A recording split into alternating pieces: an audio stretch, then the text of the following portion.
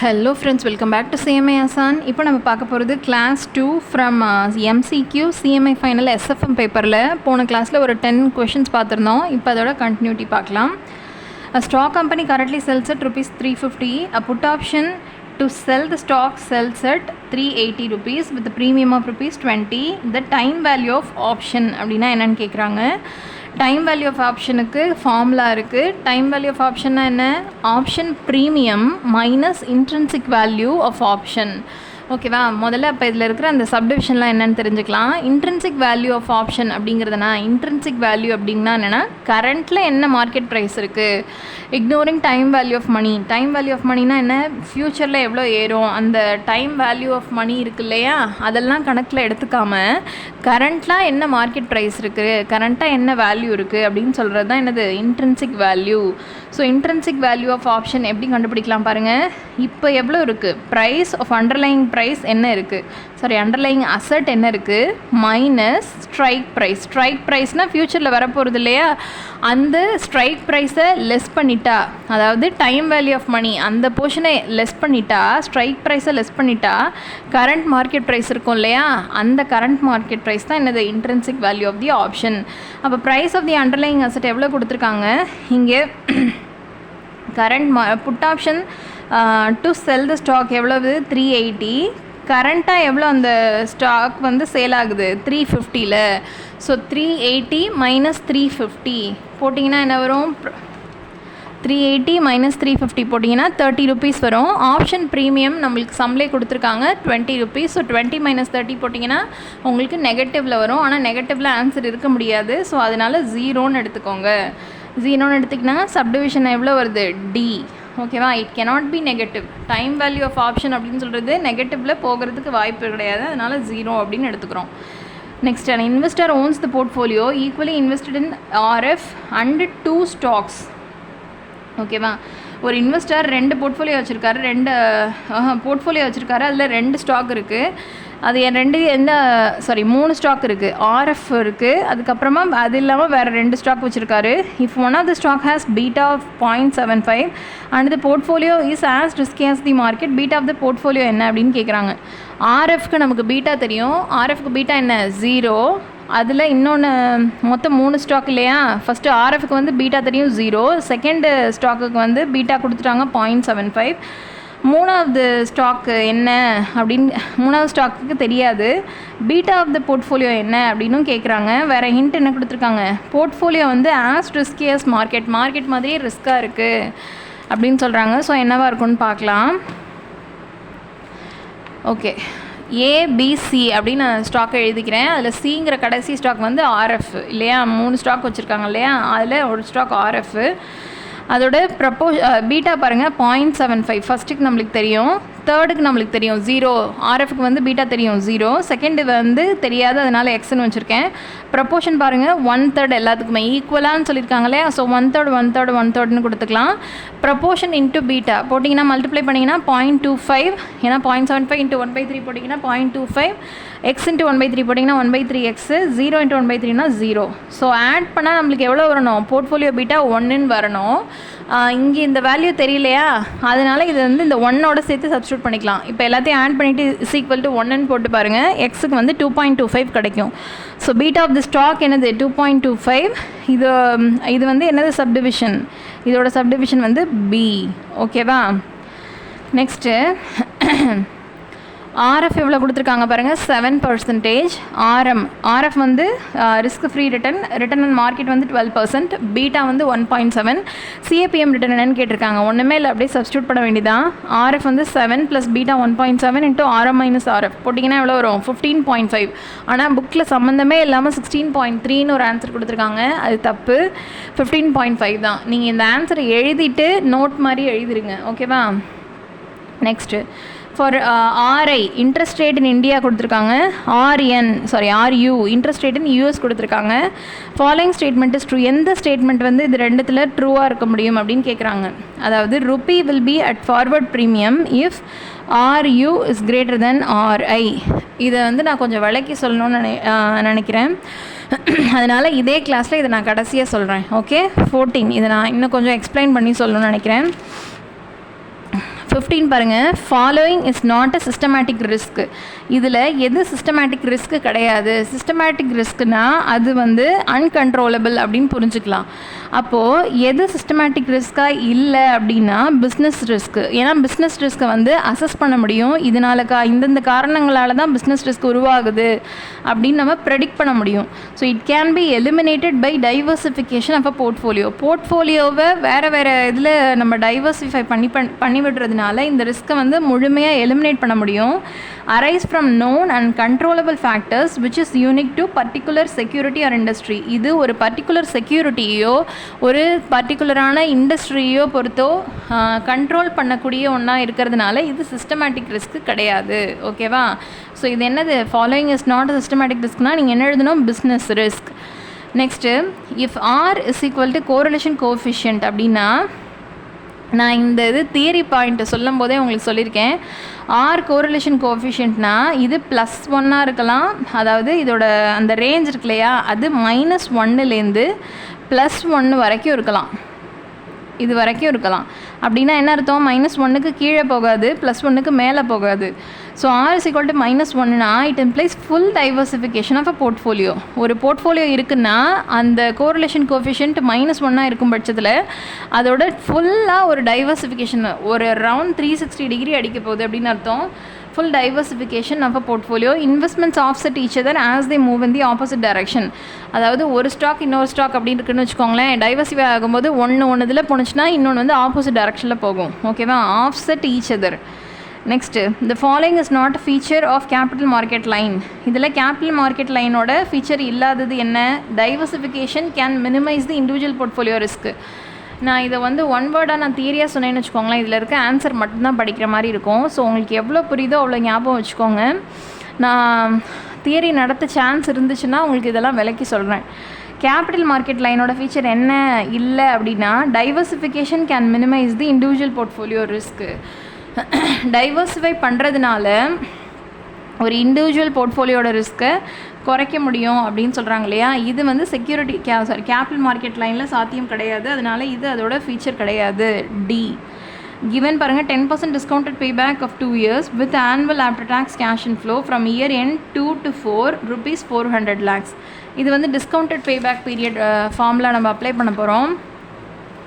நான் இதில் பேபேக் ஃபார்முலா எழுதி கொஞ்சம் குழப்பி அடித்து வச்சுருக்கேன், இதை நீங்கள் பார்க்காதீங்க. How much is the initial cash outlay which was fully made at the beginning of year 1. அதாவது எந்த இயரில் அந்த டிஸ்கவுண்டட் பேபேக் பீரியட் நம்மளுக்கு கொடுத்துட்டாங்க. கேஷ் இன்ஃப்ளோ இன்வெஸ்ட்மெண்ட் வந்து நம்மளை கேட்குறாங்க. அப்புறம் வந்து வேறு என்ன கொடுத்துருக்காங்க? ப்ரெசன்ட் வேல்யூ ஃபேக்டர் நம்மளுக்கு கொடுத்துட்டாங்க இல்லையா. ப்ரெசன்ட் வேல்யூ டிஸ்கவுண்ட் ரேட் நம்மளுக்கு கொடுத்துட்டாங்க 10% அப்படின்னு சொல்லி கொடுத்துருக்காங்க. வேறு என்ன நம்மளுக்கு கொடுத்துருக்காங்க? இருந்த 4 வருஷத்தில் 2 வருஷத்துலேருந்து 4 வருஷம் வரைக்கும் கேஷ் இன்ஃப்ளோ வந்து நம்மளுக்கு 400 லட்சம் வரப்போகுது, அதையும் சொல்லி கொடுத்துட்டாங்க. நம்ம என்ன கண்டுபிடிக்கணும்? Discounted payback period. பேபேக் பீரியட்னால் என்ன சொல்லியிருக்கேன்? இவ்வளோ இன்வெஸ்ட்மெண்ட் போடுறோன்னா அதை திருப்பி பே பண்ணக்கூடிய அந்த பீரியட். டிஸ்கவுண்டட் பேபேக் பீரியட்னால் ப்ரெசன்ட் வேல்யூ ஃபேக்டர்லாம் இன்க்ளூட் பண்ணுது. இந்த மாதிரி ப்ரொவிஷன் வரும்போது எப்படி அதை நம்ம போடலான்னு பாருங்கள். Present value of cash flow முதல்ல கண்டுபிடிங்க. கேஷ் ஃப்ளோ அப்படின்னா என்ன நம்மளுக்கு தெரியும்? 400 lakhs இன்ட்டு 2 to 4 இயர்ஸ்க்கு எவ்வளோ ப்ரெசன்ட் வேல்யூ ஃபேக்டரோ. ப்ரெசன்ட் வேல்யூ ஃபேக்டர் பார்க்குறது உங்களுக்கு ஈஸி. 1 divided by 1.1, 1 விட்டுருங்க, 0.909 வருதா, 2, 3, 4 இப்படி போட்டுட்டு இதோட சம்மேஷனுக்கு ஜிடின்னு இருக்கும் பாருங்கள் உங்கள் கேல்குலேட்டரில். இது அமைக்கிறீங்க 3.169 சம்திங் வருதா. இதில் வந்து நம்மளுக்கு 2 to 4 இயர்ஸ் தான் வேணும் present value factor. So -0.909 first இயரோட ஃபேக்டரை லெஸ் பண்ணிட்டீங்கன்னா உங்களுக்கு அந்த 2 to 4 இயர்க்கான ப்ரெசன்ட் வேல்யூ ஃபேக்டர் கிடைக்கும். 2.26 இன்ட்டு 400 lakhs போட்டிங்கன்னா 904 lakhs. So discounted payback period 2 years இது சம்லே கொடுத்துட்டாங்க. அப்போது இன்வெஸ்ட்மெண்ட் எவ்வளவா இருக்கும்? அதாவது இவ்வளோ இன்ஃப்ளோ வரப்போது, பேபேக் பீரியட் 2 வருஷத்தில் பே பண்ண போகிறாங்கன்னா இன்வெஸ்ட்மெண்ட் எவ்வளவா இருக்கும்? இது டிவைடட் பை இது இல்லையா, 904 lakhs divided by 2. 904 lakhs divided by 2 போட்டிங்கன்னா உங்களுக்கு என்ன கிடைக்கும்? 452 lakhs. இதுதான் என்னது? Investment rupees. Subdivision B. Project after tax cash flows at the end of year 2 வந்து ஒரு ப்ராஜெக்டோட கேஷ் ஃப்ளோ இயர் எண்டில் செகண்ட் இயரோட எண்டில் எவ்வளோ 150 lakhs, cost of capital 10%, inflation வந்து 3% per annum. while computing NPV of the project this cash flow is equal to என்ன? இந்த 3 ரேட்டுமே கொடுத்துருக்காங்க. கேஷ் ஃப்ளோ என்ன அப்படின்னு கேட்குறாங்க. கடைசியாக வரக்கூடிய அந்த அட்ஜஸ்டட் கேஷ் ஃப்ளோ வந்து என்னவாக இருக்கும் அப்படின்னு கேட்குறாங்க. சாதாரணமாக நம்மளுக்கு வந்து இந்த மாதிரி டிஸ்கவுண்டிங் ரேட் கொடுத்தாங்கன்னா கேஷ் ஃப்ளோ டிவைடட் பை அந்த டிஸ்கவுண்டிங் ரேட்டு அதை போட்டாங்கன்னா நம்மளுக்கு ஆன்சர் வந்துடும். இதில் 2 ரேட் கொடுத்துருக்காங்க. காஸ்ட் ஆஃப் கேபிட்டலும் கொடுத்துருக்காங்க, இன்ஃப்ளேஷனும் கொடுத்துருக்காங்க. அப்படின்னா எதை ஃபஸ்ட்டு போட்டுட்டு எதை செகண்ட் போடுறது அப்படின்னு தான் நம்மளுக்கு டவுட் இருக்கும் இல்லையா? ஃபஸ்ட்டு காஸ்ட் ஆஃப் கேபிட்டல் கொடுத்தாங்கன்னா இதை மட்டும் போட்டுடலாம். ஆனால் இன்ஃப்ளேஷன் கொடுத்துருக்கிறதுனால ஃபஸ்ட்டு இன்ஃப்ளேஷனை அட்ஜஸ்ட் பண்ணால் நம்மளுக்கு வந்து ரியல் கேஷ் எவ்வளோ இருக்கும் அப்படின்னு தெரியும். சரி, இதை வந்து நாமினல் கேஷ் ஃப்ளோன்னு வச்சுக்கிறீங்கன்னு வச்சுக்கோங்க. 150 lakhsன்னு வச்சுக்கிறீங்கன்னா இன்ஃப்ளேஷனை வந்து ஃபஸ்ட்டு முதல்ல அட்ஜஸ்ட் பண்ணால் கிடைக்கக்கூடியது ஒரு ரியல் கேஷ் ஃப்ளோ. அதாவது இப்போ 100 ரூபான்னு இருக்கிறது பின்னாடி 104 ரூபா 105 ரூபா ஆக போகுதுன்னா அதை முதல்ல அட்ஜஸ்ட் பண்ணிவிட்டு அதுக்கப்புறமா எவ்வளோ அதோட செலவு காஸ்ட் ஆஃப் கேபிட்டல் என்ன இருக்கும் அப்படின்னு அதுக்கப்புறமா அட்ஜஸ்ட் பண்ணிங்கன்னா அதுதான் கரெக்டான ஆன்சராக இருக்க முடியும் இல்லையா? ஸோ 150 lakhs டிவைடட் பை 3%ன்னு போடக்கூடாது. இது ப்ரெசன்ட் வேல்யூ ஃபேக்டருக்கு எப்படி போடணும்? 1 டிவைடட் பை 1.3% எப்படி போடணும்? 0.3 இப்படி போடணும். இது செகண்ட் இயரோடது, அதனால் செகண்ட் இயர்னால் இது ஸ்கொயர்ட், அதாவது 1.03 ஸ்கொயர்ட் அப்படின்னு போடுவீங்க இல்லையா? அதுதான் நான் இப்படி எழுதியிருக்கேன். 150 lakhs டிவைட் பை 1.03 ஸ்கொயர்ட். இது வந்து என்னது? Real cash flow. Present value of real cash ஃப்ளோனா இதுக்கு ப்ரெசன்ட் வேல்யூ கண்டுபிடிங்க. 1.03 இது வந்து ஒரு அமௌண்ட்டு, இதுக்கு ப்ரெசன்ட் வேல்யூனா 10% இருக்கு இல்லையா? இதை கொண்டு வாங்க. 1.10 அதோட ஸ்கொயர்ட். இது வந்து செகண்ட் இயர் அப்படின்றதுனால ஸ்கொயர்டு. ஸோ எவ்வளோது இது? இந்த ஆன்சர் என்னது? Subdivision B.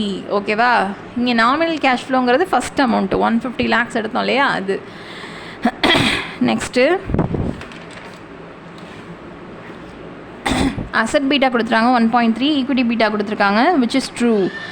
அப்படின்னா ஒரு ஃபார்முக்கு லீவர்டு பீட்டா, நான் லீவர்டு பீட்டா சம்திங் 4 சப்டிவிஷன் இருக்கும். ஒரு இது வந்து இந்த ஃபார்ம் வந்து அன்லீவர்டு பீட்டா அப்படின்னு சொல்லிடுவாங்க. ஒரு இதில் வந்து லீவர்டு பீட்டா 0 சம்திங் ஏதோ சப்டிவிஷன் ஆன்சர் வந்திருக்கும். அதில் இதுதான் பொருந்துற மாதிரி இருக்கும். இது எப்படி சொல்கிறேன்னா, இந்த ஃபார்மில் அசட் பீட்டா இருக்குது பாருங்கள், ஈக்விட்டி பீட்டா இருக்குது. இப்போது டெட் பீட்டாவே இல்லைன்னு வச்சுக்கோங்க. டெட் பீட்டாவே இல்லைன்னா அசட் பீட்டாக்கு ஃபார்முலா தெரியும். Asset beta is equal to equity beta, beta of equity plus beta of debt. இதுதானே ஃபார்முலா. ஒருவேளை இந்த இது ஃபுல்லாகவே 0ன்னு இருந்துச்சுன்னு வச்சுக்கோங்க, அப்போது இந்த beta of equity is equal to asset beta இல்லையா? ஈக்விட்டி பீட்டாவும் அசட் பீட்டாவும் 1ன்னு வந்துடும். அப்போது டெட்டு வந்து இங்கே இல்லாமல் கிடையாது. டெட்டு சப்போஸ் 0 ஆச்சுன்னா இதுவும் ஈக்குவலாக இருக்கணும். அப்போது டெட்டு இருக்குன்னா இது என்னது? லீவர்டு ஃபார்ம். ஓகேவா? டெட் இருந்துச்சுன்னா அது levered firm. So the firm is leveraged and debt beta is lower than asset beta. Debt beta இதை விட லோவராக இருக்கணும். இது எப்படி நம்ம புரிஞ்சுக்கிறதுன்னு கேட்டிங்கன்னா, 4 சப்டிவிஷனில் லீவரேஜ்னு சொல்லி இந்த 4 இதில் ஒத்து போகிறதா இந்த ஆன்சர் தான் வரும். ஓகேவா? இது வந்து எப்படி லோயராக இருக்கும்? டெட் பீட்டா இஸ் லோயர் தான் அசட் பீட்டானா இது கண்டிப்பாக ஏதோ கம்மியாக இருந்தால் தான் இது வந்து, ஏன்னா weighted average beta of equity, weighted average beta of debt இல்லையா? ஸோ இதோட ப்ரொப்போர்ஷனும் சேர்ந்து இது கம்மியாக இருந்தால் தான் இது ரெண்டையும் நம்ம சேர்க்கும் போது என்ன வரும்? அசட் பீட்டா கம்மியாக வரும். ஸோ 1.30 அசட் பீட்டா வரணும்னா இது கம்மியாக இருக்கணும். ஸோ இதோட ஆன்சர் என்னது? Subdivision D. ஓகேவா? நான் ஒன்று விளக்கி சொல்கிறேன் அப்படின்னு சொல்லிட்டு ஒன்று ஸ்கிப் பண்ணல, அதை இப்போ எடுக்கலாம்.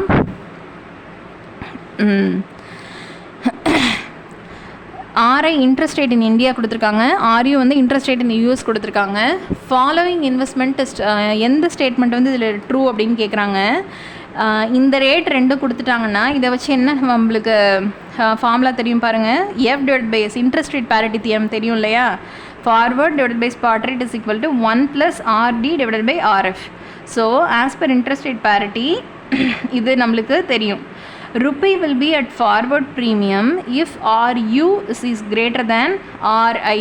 அதாவது ஃபாரினோட இன்ட்ரெஸ்ட் ரேட் அதிகமாக இருந்துச்சுன்னா ருப்பி வந்து ஃபார்வர்ட் ப்ரீமியமில் இருக்கும். இதை நம்ம எப்படி புரிஞ்சுக்கலாம் அப்படின்னா, ஒரு நாட்டோட இன்ட்ரெஸ்ட் ரேட் வந்து அதிகமாக இருக்குது அப்படின்னு வச்சுக்கோங்களேன். அப்போ என்ன பண்ணுவாங்க? இன்ட்ரெஸ்ட் ரேட் வந்து அதிகமாக இருக்குன்னா நம்ம நாட்டில் வந்து இன்வெஸ்ட்மெண்ட் பண்ண வராங்க இல்லையா, அவங்கெல்லாம் நிறைய இருப்பாங்க. ஏன்னா இந்த நாட்டில் வந்து இன்வெஸ்ட் பண்ணால் அதுக்கு நிறைய வட்டி கொடுப்பாங்க, நம்மளுக்கு நிறைய ரிட்டர்ன் வரும் அப்படின்னு சொல்லிட்டு நம்ம நாட்டுக்கு வந்து என்ன பண்ண வருவாங்க, அவங்க இன்வெஸ்ட்மெண்ட்ஸ் நிறைய பண்ண வருவாங்க. ஸோ அப்போது நம்ம நாட்டில் நான் இது சொல்கிறது வந்து பாரோயிங் ரேட், ஓகேவா. இன்ட்ரெஸ்ட் ரேட் இங்கே கொடுத்துருக்கிறது வந்து என்னது, பாரோயிங் ரேட்டு தான். அந்த பேஸ் பண்ணி நம்ம அப்படி புரிஞ்சுக்கலாம். அப்போ பாரோயிங் ரேட் நிறையா இருக்குது அப்படின்னா இங்கே லெண்ட் பண்ண வராங்க லெண்டர்ஸ் வந்து நம்மளுக்கு யார், நிறைய வருவாங்க. ஸோ இன்வெஸ்ட்மெண்ட்ஸ் நம்மளுக்கு நிறைய வரும். ஒரு நிமிஷம். ஸோ இங்கே வந்து பாரோயிங் ரேட் நிறைய இருந்துச்சு. இங்கே கடன் அந்த வாங்குறதோட இன்ட்ரெஸ்ட் ரேட் வந்து நிறைய இருக்குன்னா இங்கே வாங்குறது கம்மி, கடன் கொடுக்குறவங்க வந்து இங்கே கம்மியாயிடுவாங்க. கடன் வாங்குறவங்க வந்து கம்மியாயிடுவாங்க. ஏன்னா பாரோயிங் ரேட் வந்து நம்மளுக்கு ஜாஸ்தியாக இருக்குது. ஸோ நம்மளுக்கு வந்து ஃபாரின் இன்வெஸ்டர்ஸ் வர்றதுக்கு ஆன வாய்ப்புகள் அதிகம். இங்கே ஃபாரின் இன்வெஸ்டர்ஸ் வர்றாங்க அப்படின்னா லோக்கல் இன்வெஸ்டர்ஸ் என்ன பண்ணுவாங்க, அவங்க என்ன பண்ணுவாங்கன்னா அவங்க வந்து ஈக்விட்டி பக்கம் போகிறாங்க. ஈக்விட்டி பக்கம் போகிறாங்கன்னா அவங்க அப்புறமா என்ன பண்ணுவாங்க, ஷேர்ஸ் எல்லாம் ரிலீஸ் பண்ணி அதோட ஷேர் ப்ரைஸை குறைக்க பார்ப்பாங்க இல்லையா. இங்கே வந்து டெட்டு அவங்களுக்கு இப்போ நிறைய வந்துடுது, ஃபாரின் இன்வெஸ்டர்ஸ் மூலமாக நிறைய கடன் வருது. கடன் ஸ்ட்ரக்சர் அதிகமாகும்போது இங்கே இருக்கிற லோக்கல் இன்வெஸ்டர்ஸ் வந்து ஈக்விட்டி பக்கம் போகிறாங்க. அப்போ ஷேர்ஸ் கம்மியாகும். ஷேர்ஸோட ப்ரைஸ் வந்து ஃபார்வர்ட் ஃப்யூச்சரில் என்ன பண்ணும், கம்மியாயிடும், ஓகேவா. அதாவது ரிலீஸ் பண்ணுற ஷேர்ஸோட எண்ணிக்கை அதிகமாக இருந்துச்சுன்னா அதோட ப்ரைஸ் வந்து கம்மியாகும் இல்லையா. ஸோ ஸ்பாட் ரேட்டை விட ஃபார்வர்ட் ரேட் வந்து கம்மியாயிடும். இதை இப்படியும் புரிஞ்சுக்கலாம். இதை உங்களுக்கு புரிஞ்சுக்க கஷ்டமாக இருந்துச்சுன்னா இன்ட்ரெஸ்ட் ரேட் அந்த ருப்பி அப்ரிசியேஷன் இருக்கு இல்லையா, ருப்பி அப்ரிசியேஷன், இன்ட்ரெஸ்ட் ரேட் இன் domestic country, rupee appreciation inversely ப்ரப்போர்ஷ்னல். இதை எப்படி போடுவாங்க, இப்படி போடுவாங்களா, இன்வெர்ஸ்லி ப்ரப்போர்ஷ்னல் அப்படின்னு புரிஞ்சுக்கோங்க. அப்போது rupee will be at forward premium. Rupee வந்து எப்படி இருக்கும், ப்ரீமியம் ப்ரைஸிங்கில் விற்க ஆரம்பிக்கும். எப்போது, இந்த இன்ட்ரெஸ்ட் ரேட் இந்தியாவில் இருக்கிற இன்ட்ரெஸ்ட் ரேட் கம்மியாக இருக்கும்போது, யூஎஸில் இருக்க இன்ட்ரெஸ்ட் ரேட்டை விட இந்தியாவில் இருக்க இன்ட்ரெஸ்ட் ரேட் வந்து கம்மியாக இருக்கும்போது ருப்பி வந்து ஃபார்வர்ட் ப்ரீமியமில் இருக்கும், ஓகேவா. இதை வந்து உங்களுக்கு நான் முதல்ல சொன்னது வந்து புரிஞ்சுக்க கஷ்டமாக இருக்குது, அது இன்னும் கொஞ்சம் எலாபரேட் பண்ணி சொல்லணும். அப்படி புரிஞ்சுக்க கஷ்டமாக இருக்குன்னா இது இப்படி ஞாபகம் வச்சுக்கோங்க. Interest rate in India, domestic கண்ட்ரியில் இன்ட்ரெஸ்ட் ரேட் எவ்வளோ இருக்கோ அதுவும் எக்ஸ்சேஞ்ச் ரேட்டில் அந்த ருப்பி இருக்கு இல்லையா அதுவும் இன்வெர்ஸ்லி ப்ரப்போர்ஷ்னல் அப்படின்னு புரிஞ்சுக்கிட்டிங்கன்னா அப்போது உங்களுக்கு ரெண்டு ஆன்சருமே ஈக்குவலாக தான் வரும். ஏவும் அதே தான் வரும், பியும் அதே தான், கிட்டத்தட்ட ஒரு அர்த்தம் தான் இருக்கும். அப்போது நீங்கள் ரெண்டுத்தில் எது வேணால் எழுதலாம், ஓகேவா. Rupee will be at forward premium if RU is greater than RA. இது வந்து புக்கில் கொடுத்துருக்கிறது, நம்ம இதே சூஸ் பண்ணிக்கலாம், ஓகே. ஸோ ஆன்சர் வந்து உங்களுக்கு என்னது, B அல்லது A, B+A அப்படின்னு தான் நான் அதுக்குன்னு போட்டிருக்கேன். ரெண்டுமே ஓகே தான், கரெக்டு தான், ஓகே. ஸோ நம்ம இப்போ எவ்வளோ முடிச்சிருக்கோம், 21 வேர்ட்ஸ் முடிச்சிருக்கோம், ஓகே. ஓகே, நான் வந்து கிட்டத்தட்ட 51 வேர்ட்ஸ் கிட்ட முடிச்சிருக்கேன். நம்ம இதை இன்றைக்கி வந்து இதை ஃபுல்லாக பார்த்துடலாம், ஓகே. பை.